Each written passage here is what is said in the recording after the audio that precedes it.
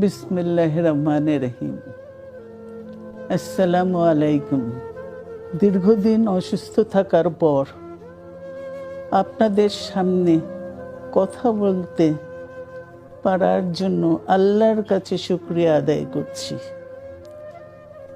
আমার কারাবন্দী অবস্থায় আপনারা আমার কারামুক্তি ও রোগ মুক্তির জন্য সংগ্রাম করেছেন, দোয়া করেছেন। সেজন্য আমি আপনাদের সকলকে ধন্যবাদ জানাচ্ছি। দীর্ঘ আন্দোলন সংগ্রাম ও ত্যাগের মধ্য দিয়ে আমরা ফ্যাসিবাদী অবৈধ সরকারের কাছ থেকে মুক্তি পেয়েছি। আমি আন্তরিক ধন্যবাদ জানাতে চাই